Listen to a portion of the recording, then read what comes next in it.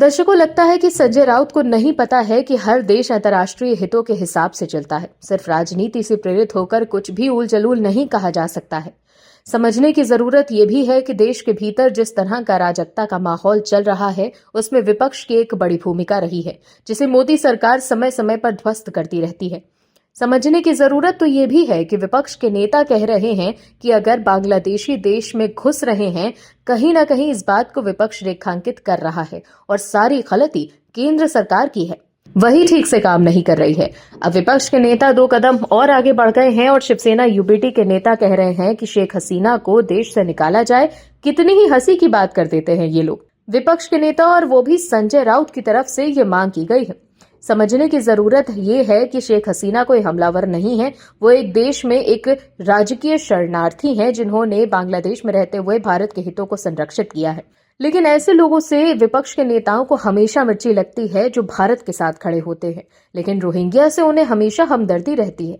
समझने की बात यह है कि सैफ के हमलावर के बांग्लादेशी होने और बीजेपी द्वारा बांग्लादेशियों और रोहिंग्या के खिलाफ कार्रवाई की मांग करने से संजय राउत तिलमिला गए हैं।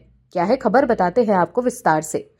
अभिनेता सैफ अली खान पर हुए हमले के मामले में आरोपी के अवैध बांग्लादेशी निकलने पर राजनीति तेज हो गई है। शिवसेना यूबीटी के राज्यसभा सांसद संजय राउत ने बीजेपी पर निशाना साधा।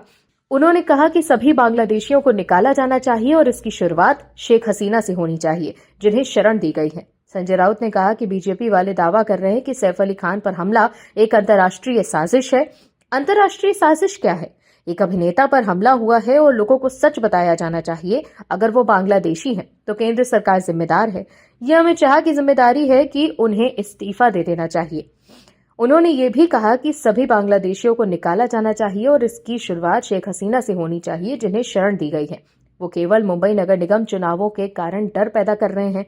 जब हम संसद में बांग्लादेशियों के खिलाफ बोलना चाहते थे तो बीजेपी ने अंतर्राष्ट्रीय संबंधों का हवाला देते हुए हमें रोक दिया। संजय राउत ने कहा कि 10 दिन पहले उन्होंने सैफ अली खान पर लव जिहाद का आरोप लगाया और अब वो उसके बारे में चिंतित हैं। उनके बेटे का नाम तैमूर है। उनके लोगों ने उसके बारे में भी बुरा भला कहा। पीएम मोदी को जानकारी मिल गई और अब तैमूर उनके लिए प्यार का प्रतीक हो गया है। तो देखा आपने कैसे संजय राउत ये कह रहे हैं कि सभी बांग्लादेशियों को देश से निकाल दिया जाना चाहिए और इसकी शुरुआत बांग्लादेश की अपदस्थ प्रधानमंत्री शेख हसीना से होनी चाहिए, जो पिछले साल से भारत में शरण ले रखी है। तो देखें आप कि कैसे संजय राउत को शेख हसीना के भारत में रहने से तकलीफ हो रही है। मतलब आप समझ सकते हैं कि संजय राउत किस मजबूरी के साथ बयान दे रहे हैं। बांग्लादेश के वो कट्टरपंथी लोग भी शेख हसीना के दुश्मन हैं जो बांग्लादेश में हिंदुओं को मार रहे हैं। दर्शकों, जब शेख हसीना प्रधानमंत्री थीं, तब हिंदू बांग्लादेश में सुरक्षित थे। शेख हसीना की सरकार हमेशा वहां के हिंदुओं के साथ खड़ी थी, लेकिन संजय राउत शेख हसीना को ही देश से बाहर करने की मांग कर रहे हैं। ऐसे में आप समझ सकते हैं कि कैसे सैफ पर हमला करने वाले के बांग्लादेशी होने से संजय राउत की बोलती बंद हो गई है। अब वो ये कह रहे हैं कि केवल मुंबई नगर निगम चुनावों के कारण बीजेपी के नेता बांग्लादेशियों पर बोलकर भय पैदा कर रहे हैं।